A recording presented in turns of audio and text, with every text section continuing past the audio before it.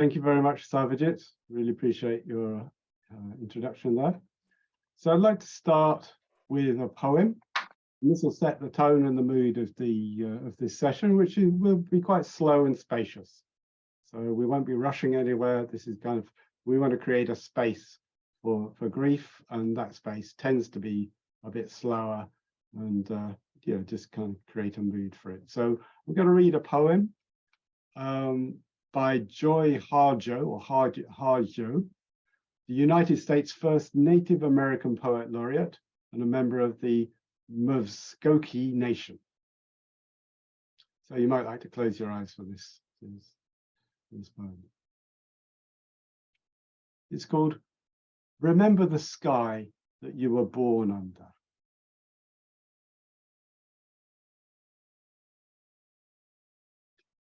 Remember the sky that you were born under. Know each of the stars' stories. Remember the moon. Know who she is. Remember the sun's birth at dawn. That is the strongest point of time. Remember sundown and the giving away tonight. Remember your birth and how your mother struggled to give you form and breath. You are evidence of her life and her mother's and hers.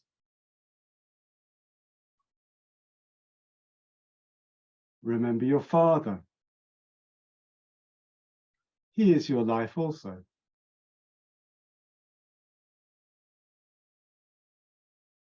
Remember the earth whose skin you are. Red earth, black earth, yellow earth, white earth, brown earth. We are earth. Remember the plants, trees, animal life, who all have their tribes, their families, their histories too. Talk to them. Listen to them. They are alive poems. Remember the wind. Remember her voice. She knows the origin of this universe. Remember, you are all people, and all people are you.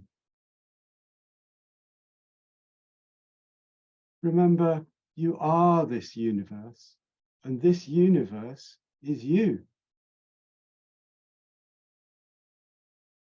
Remember, all is in motion, is growing, is you.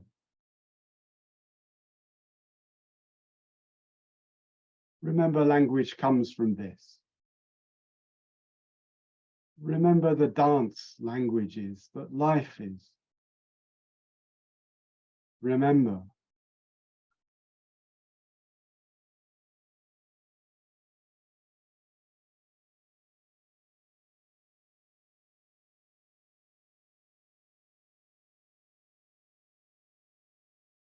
We'll just sit quietly for a minute or two, and I'll ring a bell.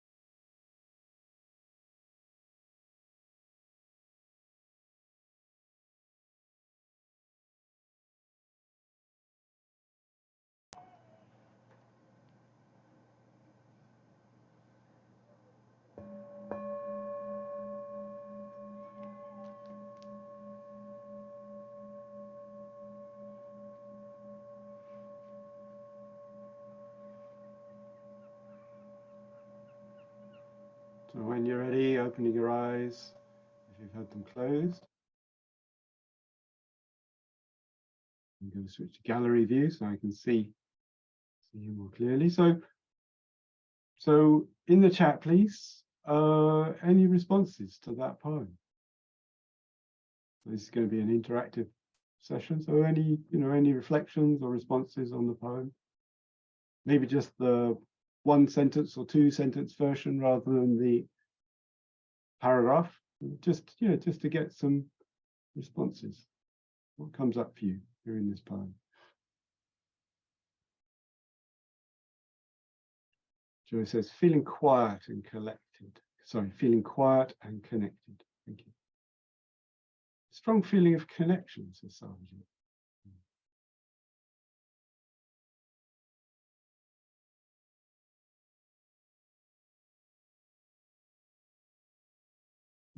Bhadrachakshu loved it.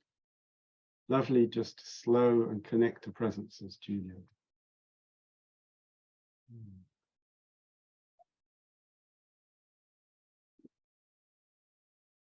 Okay. Remembering my mum and how she is, says Karen Appellata.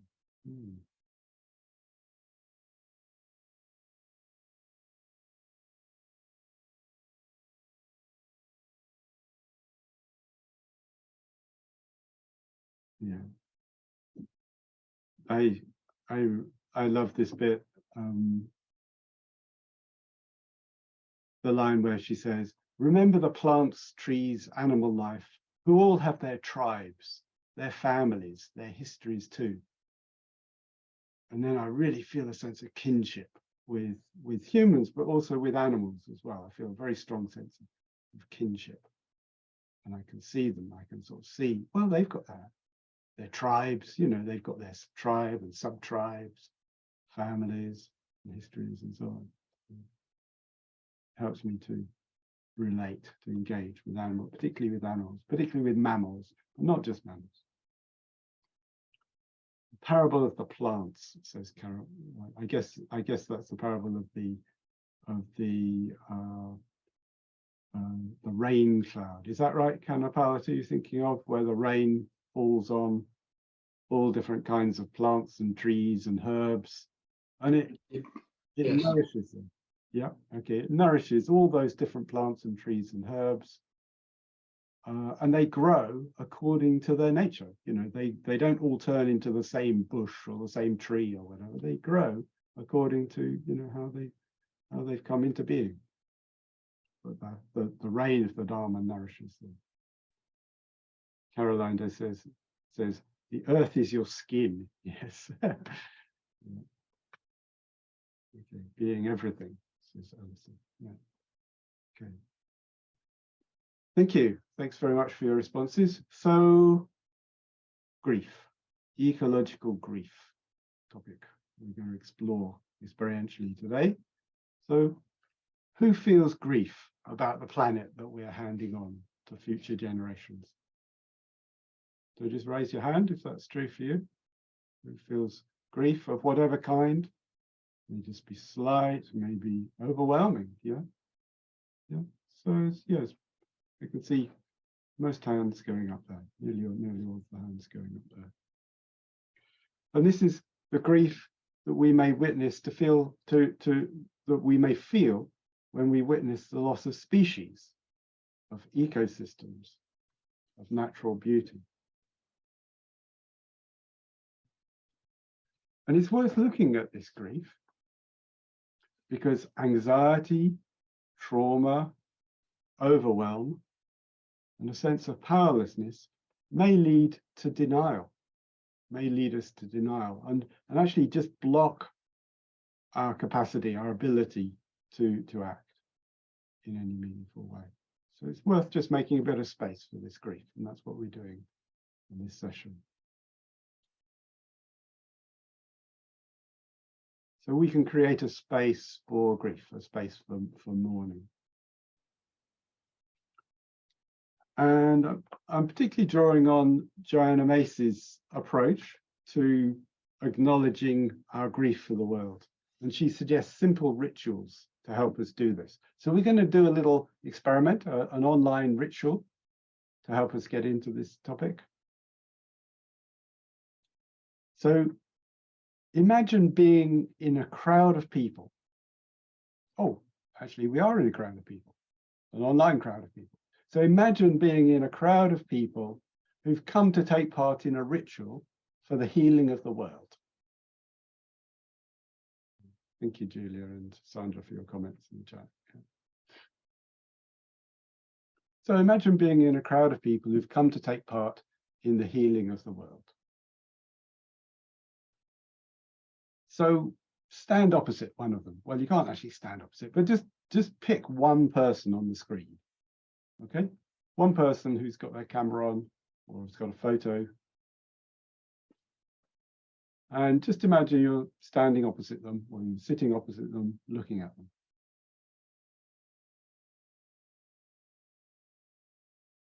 Have a good look.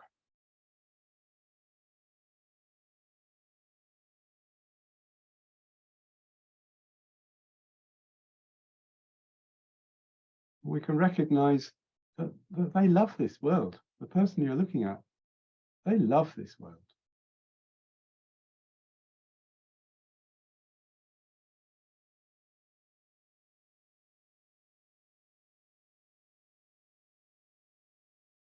You can feel, if it's true for you, you can feel your respect for them. Maybe even bow to them.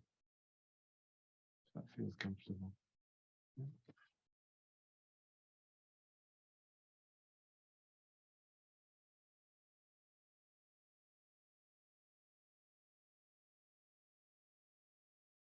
You're looking into the eyes of somebody who knows about the suffering of the world.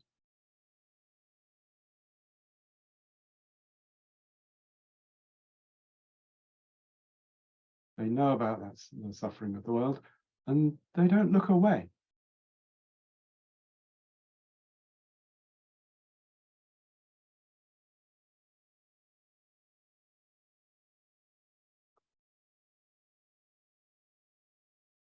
They know that the polar ice caps are melting, average temperatures are rising. They've got an idea about the implications of those things. And yet it hasn't finished off their love of life. It's still there, strong, the love of life.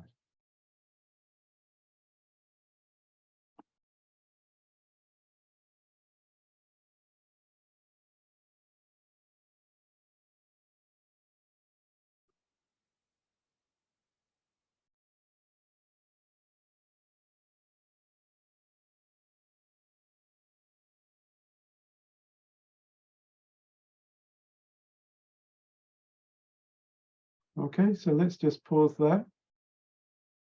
And yeah, in the chat, please, any responses, any reflections on this little ritual that we've done together? What comes up for you? How did it feel to do that? Just to really take another person in that way.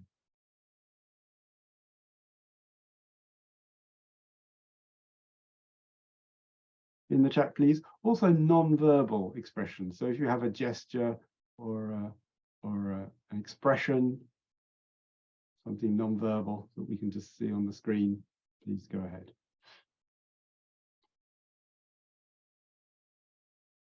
Karen and Megan, thank you.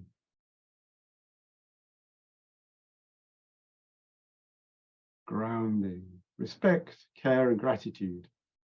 Inspiration of the courage of others facing the climate emergency. Gratitude for a companion. I can see Angela's got an expression. Praying to the heavens, looks like. Yeah, thank you, Angela. And Vimala Raja's got something, a reaching out. Okay, hand reaching out. Okay. Human, says Astrid. Surprisingly powerful, surprisingly moving and powerful. Gratitude, a relief, says Angela. Okay.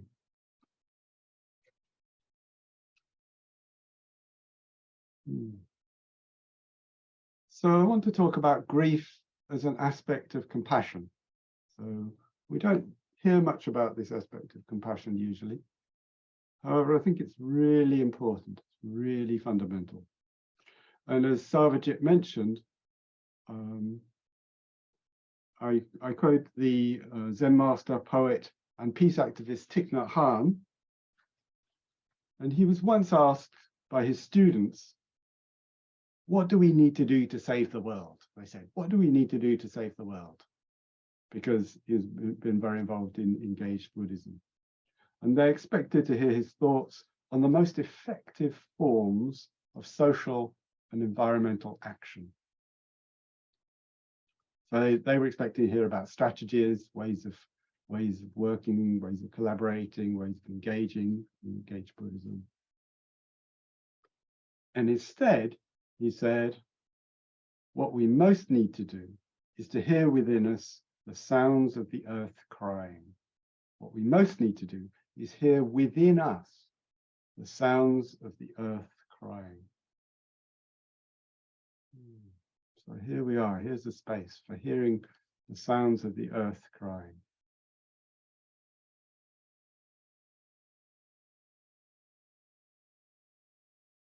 And I'm reminded in particular that one of the other words for compassion, apart from karuna, which is the usual word in the Buddhist texts, another word for compassion is anukampa. Anukampa. This is an alternative word for compassion that you find in the Buddhist texts. And anukampa is a really interesting word. I wrote about it in my first book, I'll Meet You There, because it means something like resonating with or trembling with. So this is the resonating with aspect of compassion, or the trembling with. So it means we resonate with the experience of all beings, and in particular with their suffering.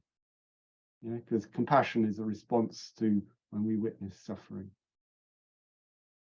So this is, you could say, this is empathy at the level of enlightenment, but it also gives us a clue about grief and about how we can respond to suffering.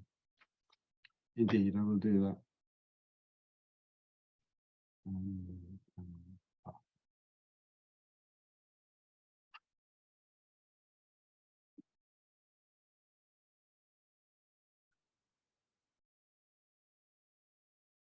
So to help us explore this grief as an aspect of compassion, I'd like to tell you a little story.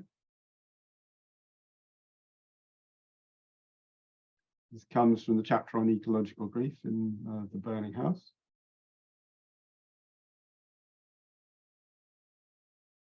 Page 139, if you've got it with you. But I'll share it and we can have a look.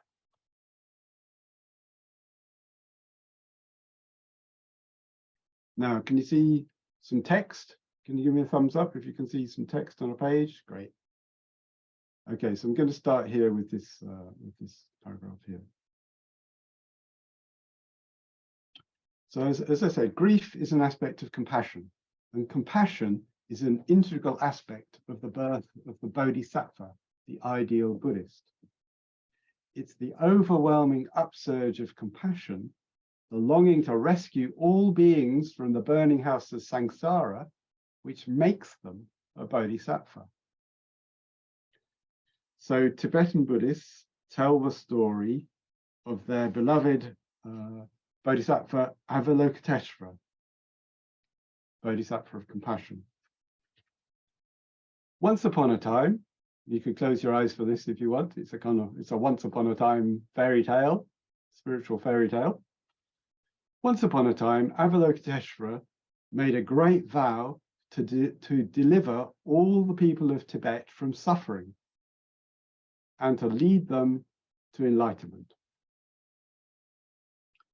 He swore to keep this vow and made a wish that if he hesitated, even for a moment, his head would crack into 10 pieces and his body would split into 1,000 pieces.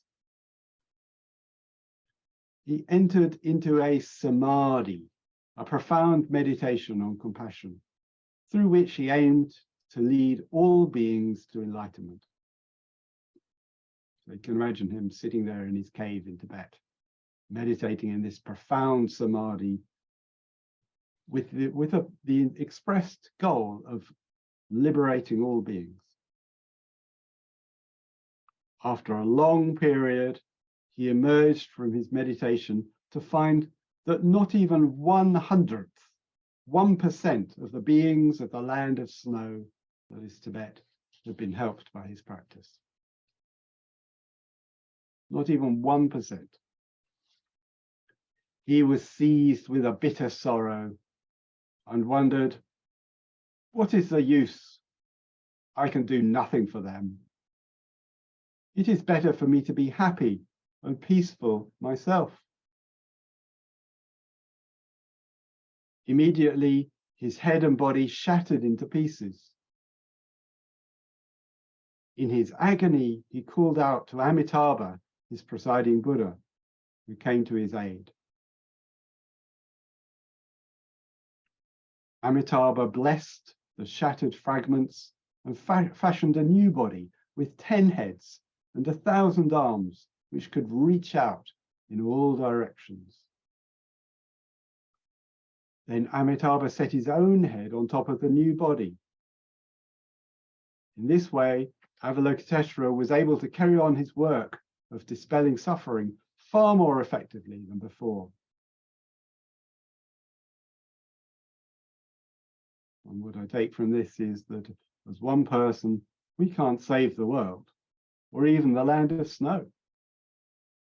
However, if we join forces with others so that we may become many-headed and many-handed, we have greater capacities and reach. We only need to be part of it.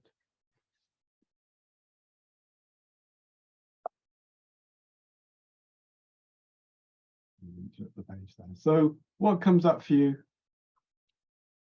What comes up for you in the chat, please? Or non-verbal expressions? What comes up for you hearing this story about Avalokiteshvara, the birth of compassion in Avalokiteshvara, genuine compassion?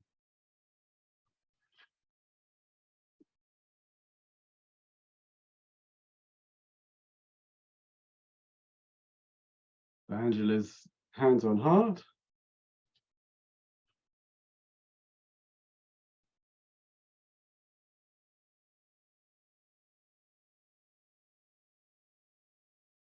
Is this how you expect compassion to arise?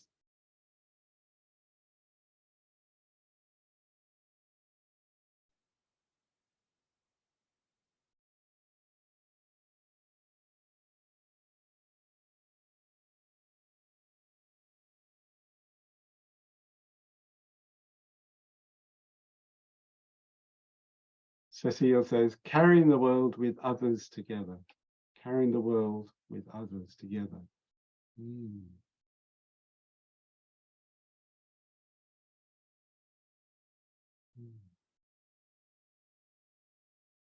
really plays on this thing about individual, there's this very strong individual vow.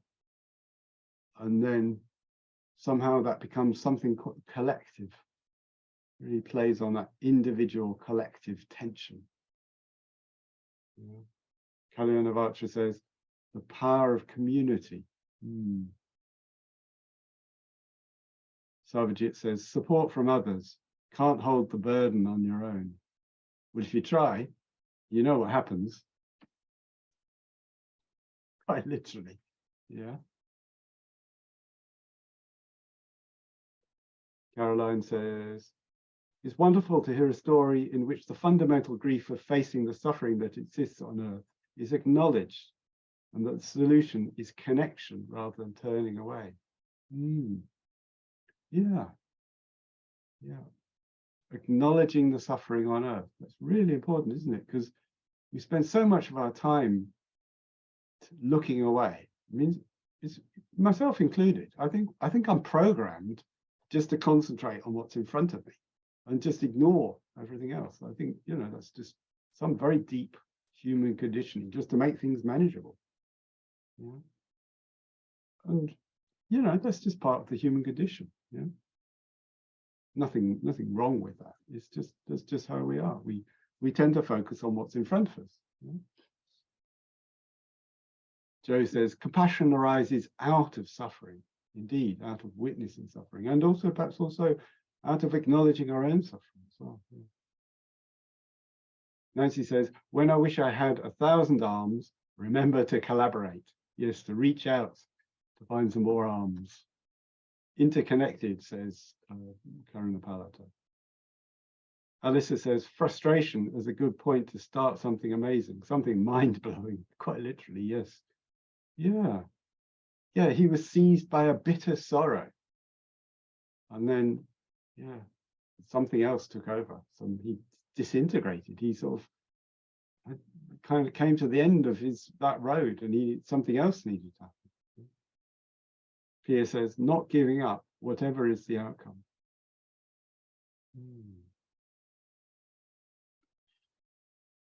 Yeah, so these are some of the reflections on this story about Avalokiteshvara.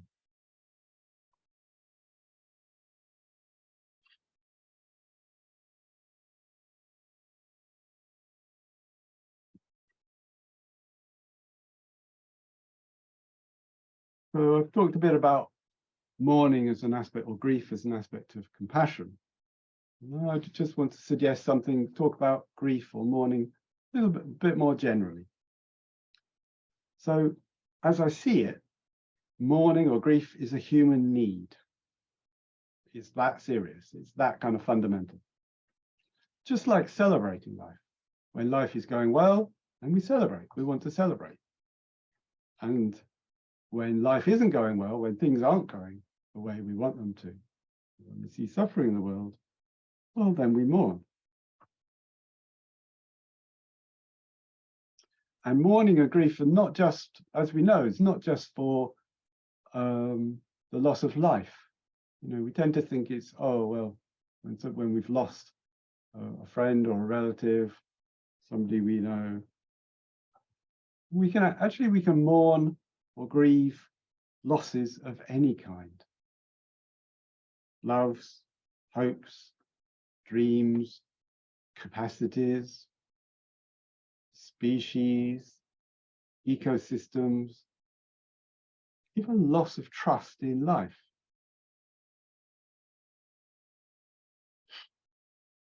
So yeah, no, I guess I want to find a way to do this grieving and mourning. We seems to need community somehow. I mean, just like celebrating, when we're celebrating, we need community. We need other people to join in.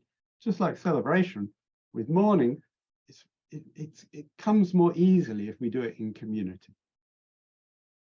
Because it's somehow, you know, like with Avalokiteshvara, it's just too much for one person to bear it. There's something transpersonal about it. So we kind of need other people in order to do this, to really experience this. Other people or other beings. So I'd like to do a guided reflection now. This will be steps to mourning and healing. So if you want to get comfortable to sit for probably about 15 minutes.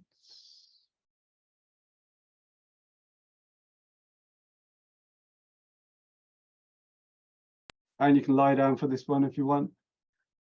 If that makes life easier for you. You can switch the camera off. Again, if that's going to make life easier for you.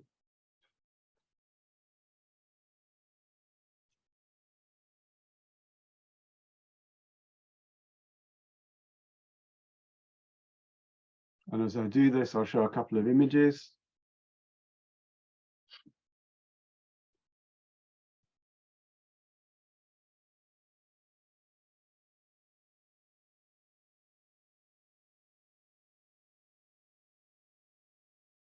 So if you haven't already done so,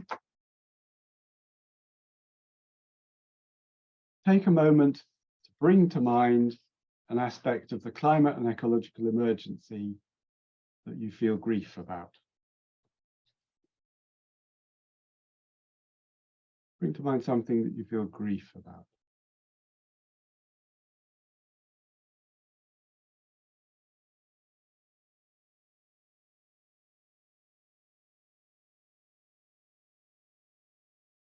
So what did you lose?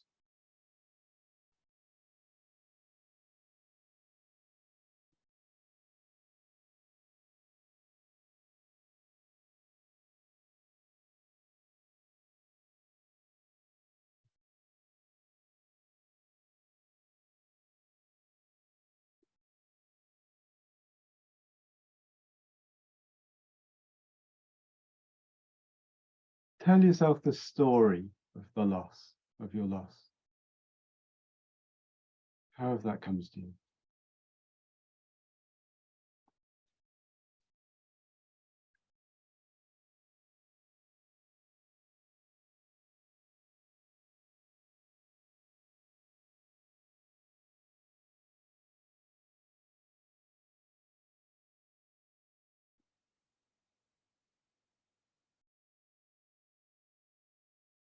And the story can include any of your judgments, any blame that you have towards yourself, towards others.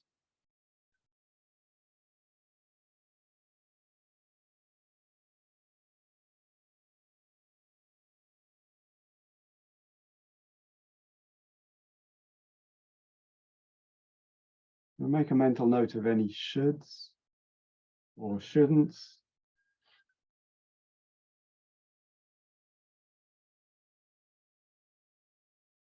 For instance, they're destroying the planet. They shouldn't burn any more coal, oil, and gas. They should wake up before they wreck the earth for their children. Whatever comes to you, in your own words, whatever comes to you.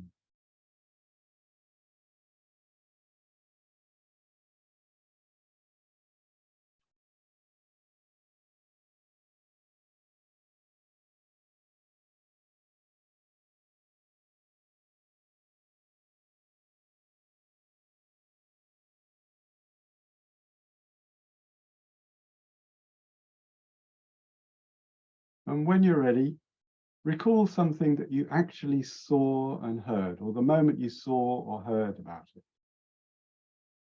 The more specific, the better. Maybe it was a newspaper article or something online. Maybe it was an image like the one I've got on screen at the moment, or something else. Something really specific.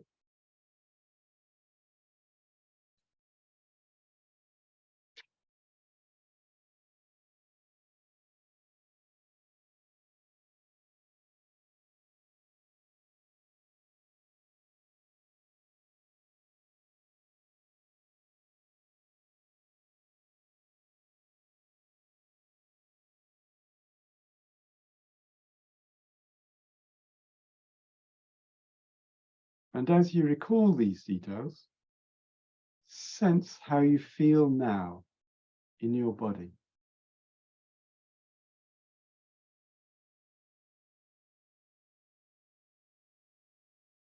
Perhaps attend to the breath to notice the rhythm of the breathing.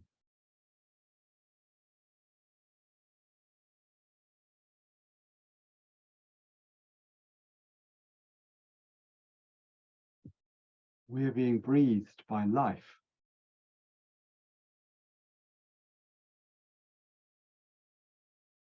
Is there tightness or heaviness in your chest?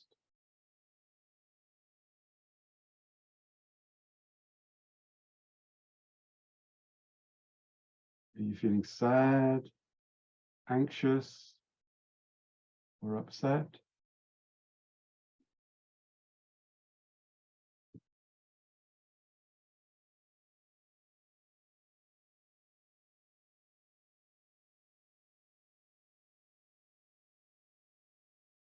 Breathe the images right through your heart and back into the world.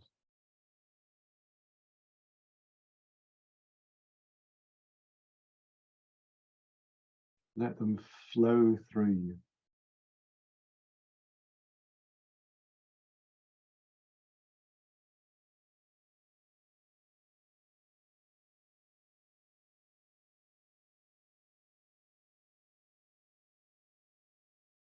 Breathe the numbness through, and your own suffering, your own shame.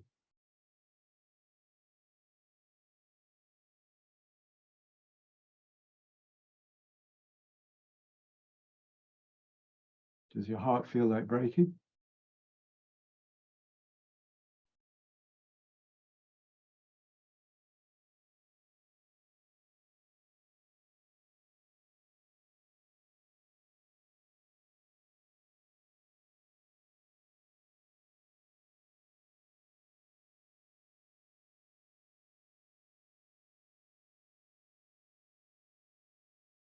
The heart that breaks open can hold the whole universe.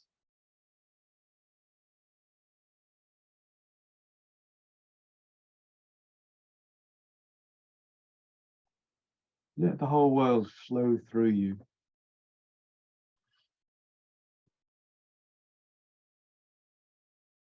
Breathe it through.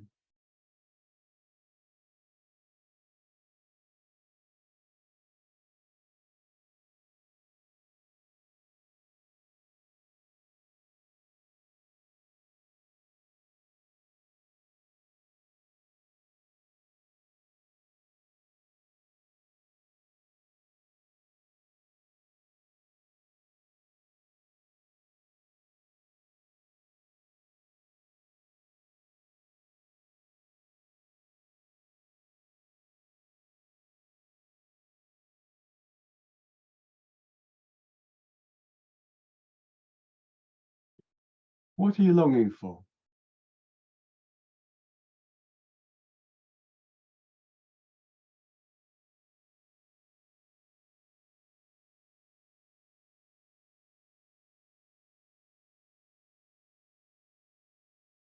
What is the significance of this loss to you?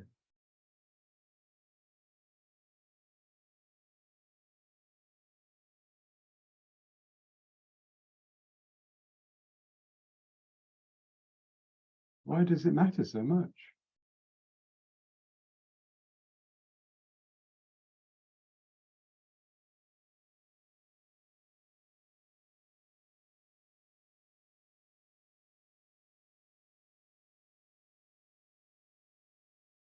Bear in mind that longing is what is keeping us alive.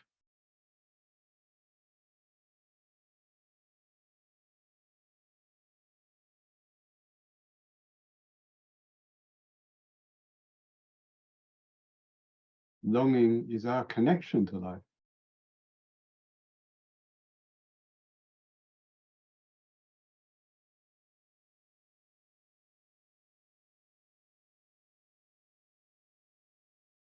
It's how life is moving through us, speaking through us.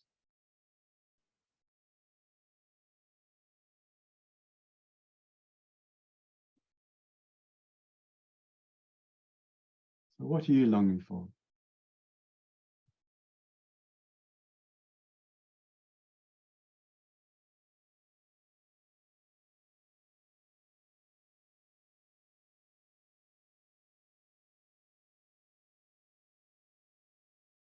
Are you longing for care for the earth and its inhabitants?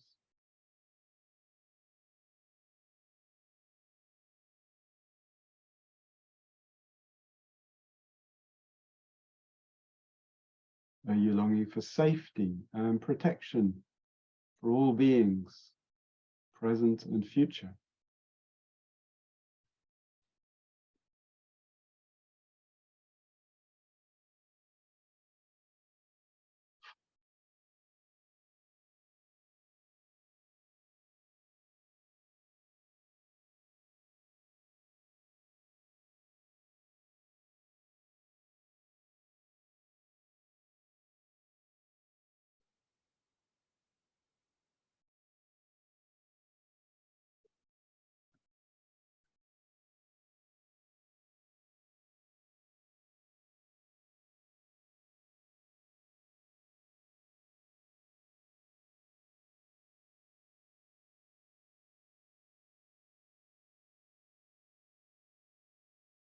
And when you're fully connected to your longing, to your deepest values,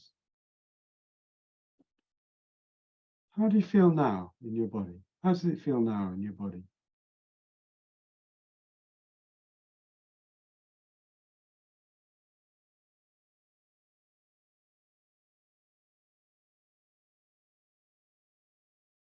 Is it a kind of sweet sadness?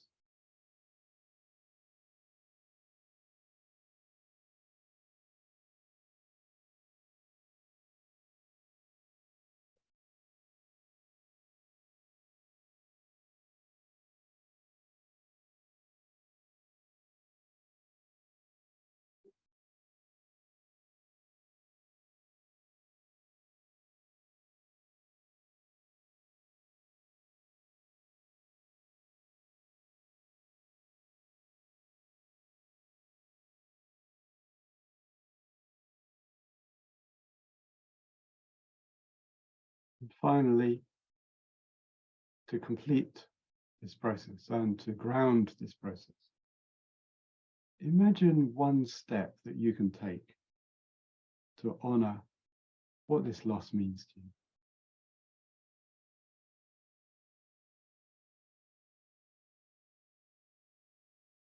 you. Imagine a step that you can take that in some way acknowledges or honors this loss, what it means to you.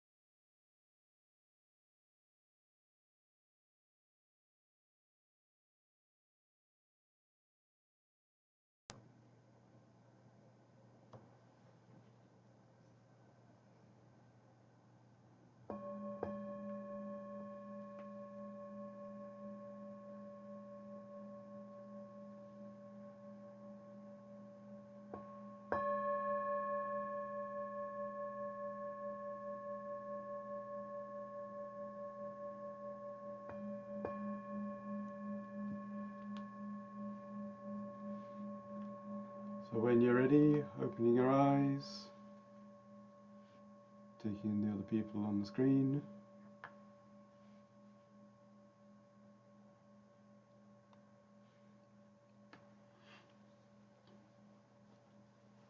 So Angela, are you ready with the breakout rooms? I am. Okay, so we're going to have some space to share in a room, in a breakout room with maximum 2 other people.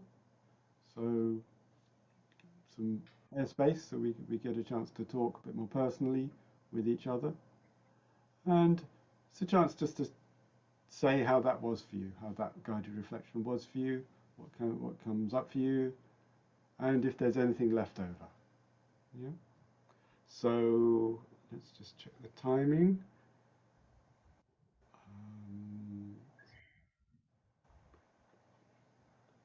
so let's say 20 minutes for this. So you'll have up to 7 minutes each, 6 or 7 minutes each to share.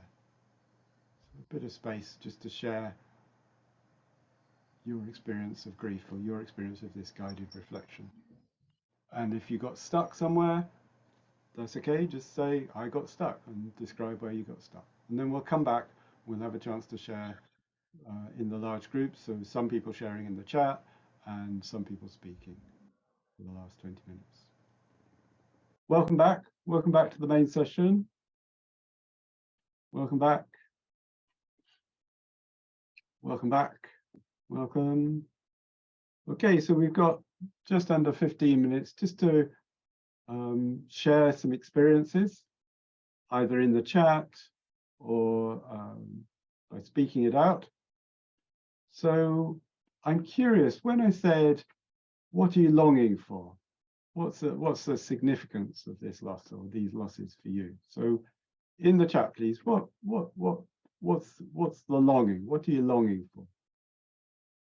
Why does it matter so much? What does it mean to you? This sense of loss in relation to climate and ecological emergencies. In the chat, please.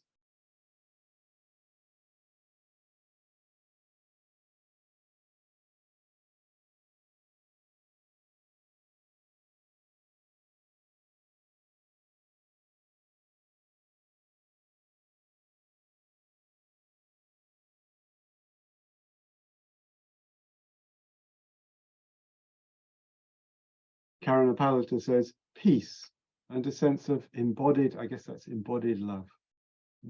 Peace and a sense of embodied love. The question, why does it matter, made me angry.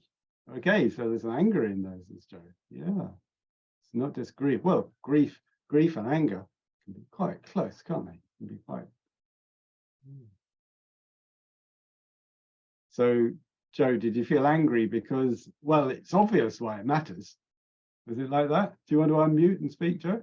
Just so we can hear your voice. Yeah, thanks, Chantigo. Yeah, that was my initial response. You know, how dare you? I know you weren't saying it like that, but it's a very interesting question. Why does it matter? You know, I spoke in, I won't take a long time, but I spoke in my small group. You know, it matters obviously from a kind of ecological collapse point of view, that we ain't going to survive if we don't look after the biosphere. But I think it also matters just obviously because if we allow ourselves, we are intimately interconnected. You might as well ask, why does it matter if your mum dies or your grandma dies? You know, we're connected, and I think we reached in our small group I suppose, I don't know if this is fair to say, but the conclusion that we can only make it not matter through an effort of will, through some sort of defensive disconnection. And of course, we pay a price for that. Yeah. So it matters because we're intimately connected. We're intimately connected with all beings and with the biosphere. Yeah. And that to try to deny that or try to sort of remove ourselves from that is dehumanizing, is sort of, isn't dignified as human beings. It doesn't give us dignity as human beings to live in that kind of way. Yeah. Thank you, Joe. Julia says, it feels like we're all firefighting in the burning house. Yes, so another image. I'm longing for the wider dissemination of the Buddha's healing message, says Kalyana Vacha. Yeah. Okay, so there's some healing. If we listen in the Buddha's teaching, there's some healing there, and that can have an impact, could have an impact, is having an impact where it's being heard. Yeah. Ethan says, for my young relatives to have an opportunity to inherit a safe and flourishing world and to flourish and enjoy their lives. Yes, that really speaks to me, Ethan. It's like, well, I've enjoyed being alive. Okay, so we've had some struggles, had some ups and downs, I have to say. However, you know, I've really appreciated the opportunity to be alive, and that's what I want to offer. That's what I want to, you know, to continue and to be available for other people and future generations. You know, just that opportunity to wake up one morning and just feel, oh, I'm alive. Wow, you know, what's that like? You know, I know there's the sun, and you know, it's the sun in the sky, I can feel it on my skin, you know, that kind of just very basic experience of, you know, feeling alive and feeling human. Angela says, longing for widespread understanding by humanity of the preciousness of all existence. Yes, of the preciousness of life, preciousness of all existence. So valuing life as life. Yeah, so this is really important. One of the reasons why, you know, why we're engaged is, you know, it's because we value life. We're not putting any conditions on it. We just value life as life. Caroline says, I long for a peaceful world with no cruelty towards our fellow beings and without needless destruction. So I'm hearing like care. I'm hearing for care, care and protection for our fellow beings. And I guess I can imagine that giving peace, that giving a sense of peace, peace of mind, peace of heart. Sarvajit says, longing for a simpler world where we're all supporting one another. Okay, so stillness, simplicity, and contentment, third precept. The positive aspect of the third precept. Simpler world where we're on support, mutual care and support. Cecile says, other sentient beings are part of us. If we lose them, we lose meaning. Yeah. So life holds meaning. Other beings hold meaning. So, you know, sort of other species hold meaning for us. Yeah. Julia says, so I'm longing for respite or relief. Yeah, release, I guess, or rest from this kind of heaviness of care for the world. Yeah. Dayagita says, feeling the significance seems to be an antidote to freezing. Yeah, well, this is my hope that through allowing some space for grief and for mourning, that actually that can free up some emotional energy, free up our emotional energies, especially in particular for acting in the world, because that's also what we can do. We have the power and the agency to act. In whatever way that means for you. Nancy says, I'm longing for future generations to have undiminished opportunities. That isn't going to happen due to the ecosystem decline. Is examining this longing supposed to relieve my grief? That is the grief, Nancy, that is the grief. Yeah, that's what we're homing in on, is the longing. That's what's keeping us alive. That's how life is moving through us. So, you know, this is the grief is the longing. It's Nancy, I'm just checking on my screen. Would you like to, what comes up for you when you hear this? Nancy, do you want to unmute and speak? Yeah, I think I do better not returning to this longing. If I already have a sense of I still am an activist because just as part of my ethical practice, because I do want to engage in active hope. I want to make sure future generations have as many resources as possible, Sure. even though it's not going to be what I had. So it's like, oh, why going back to this grief is useful? Like, can't I just move on? Okay, so why is it useful to come back to this grief? So what would it give you? What would it give you for future generations to have the same opportunities, or preferably more, you know, increased opportunities from you? What would that give you? I'm stuck in that I don't believe that my granddaughters, you know, so this is my view, but I don't believe that the caring capacity of the world is increasing. I believe it's decreasing. Sure. So why do I want to focus on that? Well, I want to. It's more helpful for me to focus on how I can reduce future harm rather than long for no harm. Sure. Yeah, so what I'm imagining is that if we really allow space for the grief, actually our emotional energies will actually get liberated for action. Hmm. We'll actually liberate emotional energy.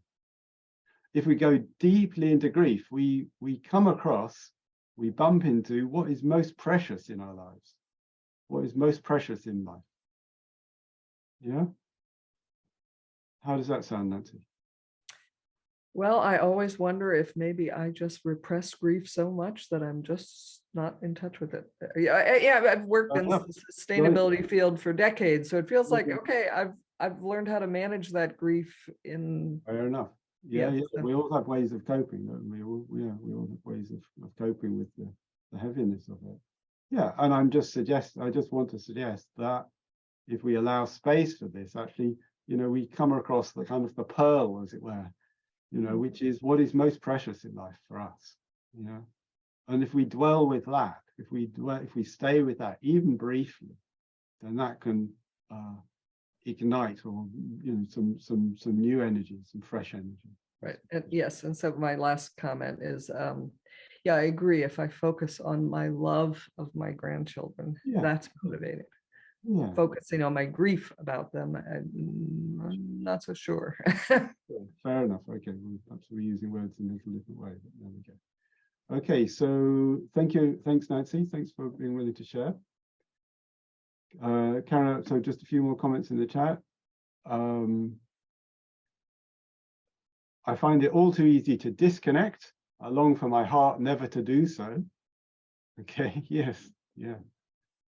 Join the club. It's like, we have a kind of coping mechanisms, ways of dealing with this. Yeah. Karen Pallitter says, coming back to the felt sense seems to be nourishing. Yeah, so if you keep a somatic reference, as they say, kind of checking in the body. Angela, when I find I'm in touch with the grief, the longing, the compassion, it relieves my hardening and anxiety. Okay, so there was a kind of softening there. And Pia says, I find grief difficult. I like the Vajrapani aspect of fierce compassion mentioned by Joe yesterday, coming from anger into action. Okay, so there are different routes. Yeah, we can also sort of find the fierce life in anger as well. Yeah, so there's also a process there that we can engage with. Okay, so we're coming towards closing. Just got a couple of minutes left, so let's just take a minute just to reflect on this process.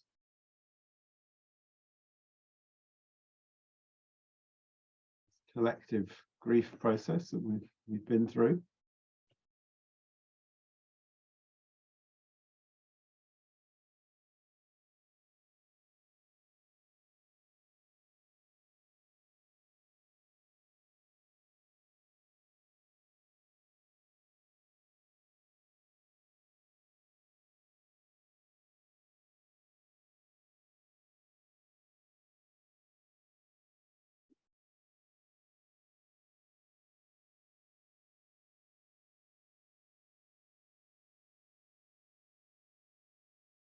So closing comments in the chat, please. Any final words? How are you feeling now? What are you taking away with you? What are you taking from this session?